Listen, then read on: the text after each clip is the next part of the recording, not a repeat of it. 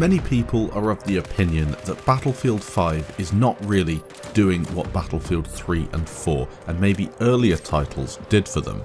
DICE seem to have stepped away from some of the core principles that made Battlefield such a great game, and in this video I'm going to take a closer look at some of those design principles that I think DICE need to go back to in order to make Battlefield the behemoth that it once was. Now, Battlefield 1 was also a fantastic game in terms of copies sold, but player retention wasn't exactly brilliant, with Battlefield 4 overtaking it on PC up until around a month ago, where BF1 seems to have seen a bit of a resurgence. Now, this is in no means a hate video directed at Battlefield 5. BF5 does quite a lot of things right, but it also does quite a lot of things wrong, as do some of the older games. This instead is going to be an overview of the general principles that will make a good Battlefield game, and I'm sure these discussions are had within the offices at DICE headquarters. It's going to be a bit of a complicated video, and that will probably be portrayed in the title and the thumbnail. It's not one of these 5-minute quick, here's how to make a good Battlefield video, 5 things that I want to see. It's more in depth, and I've got in contact with a guy called Potato. His Twitter can be found in the description down below, and he spent a lot of time putting together a really interesting document that outlines things such as the design principles, what skills should matter, accessibility, team play, immersion, what can be done about the franchise, and how do we achieve these goals. And it's really, really good. He spent a lot of time doing this, so I will link that down below, or at least his Twitter, so you can go and check out what he has to say. But for this video, I am going to be taking a look at that in more depth. So starting out, we will take a quote from David Serlin. He works for Serlin Games and has quite an interesting take on what makes a title popular. To participate in a deep competitive game, you are basically doing this sequence over and over. Firstly, understanding the situation you're in, what your options are, and how they all work. Secondly, making a decision about what to do. And thirdly, executing that decision so it really happens in the game. A deep game is one where all 3 of those steps work well, and the quantity and quality of these decisions the game offers is high. Now, if a gameplay has depth, it has a lot of high quality choices, i.e. meaningful choices with several solutions where the viabilities vary with the situation, meaningful ways that have an impact on the game. And a great example of this is tanking in Battlefield 4 or Battlefield 3. You were never in a situation where you only had one option. You had lots of choices, whether it be taking different countermeasures, different positioning, how you would deal with different situations. It wasn't one-dimensional, it had a lot of depth, but it wasn't overly complicated. You did a lot of repetitive actions. However, the way you did these actions and the way you chose to fight somebody, the way you chose to deal with a situation was up to the player. On the other hand, if a game is complex, it has choices that have a set solution. This adds little to gameplay depth, as you merely have to execute pre-made decisions. Again, an example of this would be a meaningful choice in customization. A meaningful choice would be choosing a suppressor or a bayonet. Think of Bad Company 2, the way you could pick one thing but you couldn't pick another. A complex situation would be choosing an attachment set, where one gives better hit rate, the other gives even better hit rate. Think of Battlefield 5 and the specialization system. Sometimes you have to think that simplicity is better, and the game should have the depth and the gameplay to really get you involved, and not just spending all your time doing specializations that don't have a massive impact on the game itself. Now, there's also another layer to this with Battlefield, because you're not only playing with the game, you're playing against other players, and in Battlefield your opponents really matter and their skill has to be taken into consideration. Deep interactions lie as core concepts for these competitive games, and you need more than one way to engage with other players. Counterplay is really important, and that engagement between other players is what makes the game interesting, and that's why Battlefield 4 is so good for many players, and people come back and keep playing it again and again because there's so many different ways to approach a situation and affect the game.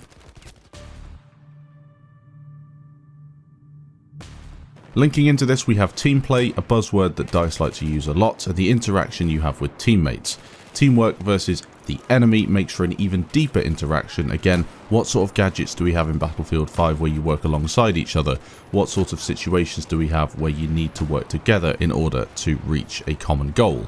Yes, you have the buddy revive system, which I think is definitely a step in the right direction, but really, there's not too much else there. Spotting was something that was supposed to be team-based, but it really doesn't work that way. And repairing in a tank, things like this, it's not massively team orientated. It's more individuals trying to get more score or try to complete their own objectives. Something else I'd like to talk about is the importance of accessibility. We all know that there are a lot of different players that play Battlefield. There are some that play it 1 hour a week and they're not great FPS players, they're never going to be competitive and they don't care, which I'm fine with. They jump on, they want to play, get a few kills and that's it. There are other players that play 10 hours a day. You know, they're completely invested in the Battlefield franchise. They just want to play again and again, getting better each round, aiming for high scores and a better KD.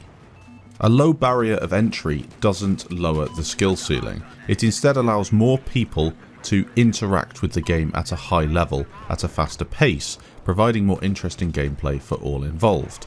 You want a game to be easy to get into and hard to become the best. Thinking that accessible design is casual is the wrong mentality to have, because really you want players that can jump in and easily play the game on day one, but in order to be as good as that player top of the scoreboard, they have to really do something special. In Battlefield 5 we don't really see this. The players at the top of the scoreboard, yes, often are the best players, but sometimes it's somebody who's abusing something in game that hasn't been balanced. Think the Ju-88 bomber camping in your base with a tank, or maybe taking an MMG and proning somewhere where the enemy can't see you behind an invisible rock or something like this. The best example I can think of a casual game with a massive skill ceiling was at one point, because I haven't seen the game recently, but Fortnite. That game was very easy to get into. That's why so many people enjoyed it, not only because it was a free to play, but also because it was a fairly simple game on the surface. You scratch beneath that surface though, and there is an incredibly demanding skill ceiling that you have to try and reach, and in order to get there it requires thousands of hours or a very skillful player. And that's why that game is so popular. Rainbow Six Siege is another good example of a game with a low skill floor but a high skill ceiling. How about teamwork in Battlefield? Is it what you all think it is? Now, an interesting quote from Darkton13 is, "Teamwork is where players function by themselves, but their effectiveness is multiplied when they work together. It's not a checklist of did we bring a healer so we can start playing." And again, that will be linked down in the description below because it's a very interesting read. Battlefield is one of those games that is in a unique position. You have the option, or at least you did in previous Battlefield games, of playing on your own and doing a pretty good job. But if you did squad up with teammates, if you did have a squad of players that were skillful, balanced in their approaches to the game, and they had good communication, they could dominate and they could completely hold down a map. Now, the difficulty DICE have is working between dependence and synergy. Dependence is where players are ineffective alone. They cannot do certain things outside of the interactions with their teammates. They have specific roles, and outside of that they are useless. Synergy is the better of the two, and it's what previous Battlefield games have achieved. Players are effective on their own, but more effective when working together. And this is where Battlefield 5 has fallen down, in my opinion, and that's why many people are very frustrated playing the game unless they're in a group of friends, and I've seen that reflected a lot within the community. Attrition is also a good example of this. You are relying on squad mates or other support players to resupply you. Yes, I do understand that attrition isn't as good as it could be. There's many things missing from it. It's not exactly what DICE envisaged, and you also have these resupply stations which kind of reduce the impact that this dependence mentality could have. But I also think that having a dependent system where you are waiting for teammates to resupply you just ruins the fun in the game. Some enjoy it, but the majority do not. It is not deep or accessible. It's not fun. And eventually you will lose the will to play the game and go and play something that is just better and easier to get into and more fun to play. At the end of the day, you are playing this for your enjoyment.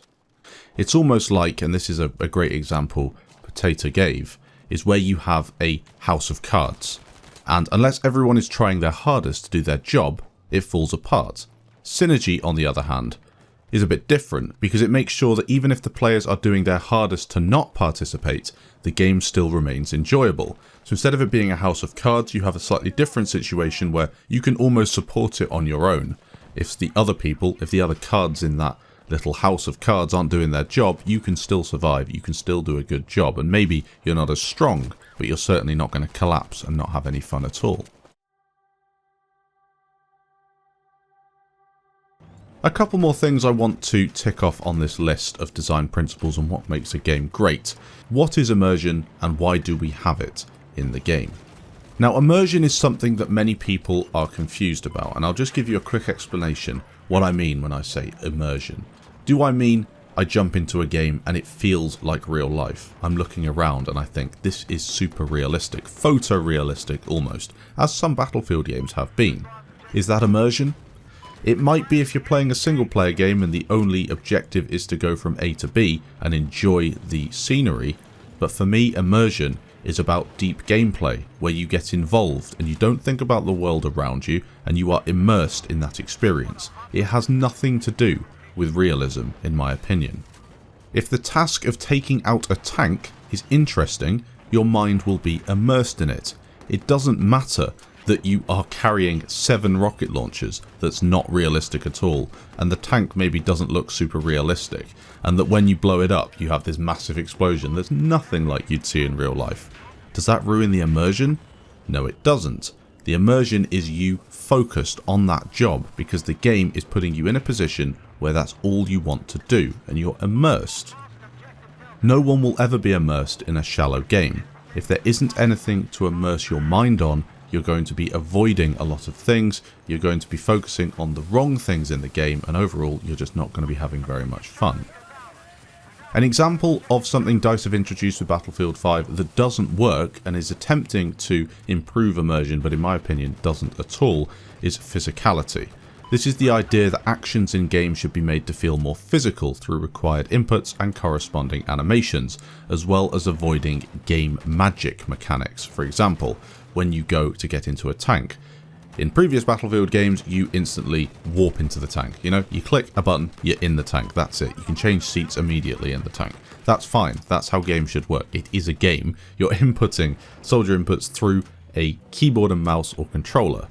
You don't need a massive animation to get into the game. It's not immersive. It doesn't look like real life, and unless you're wearing a VR headset, you probably don't think or feel as if you're in that position at all. It's really unnecessary, and it's the wrong branch of how you should implement immersion into a game.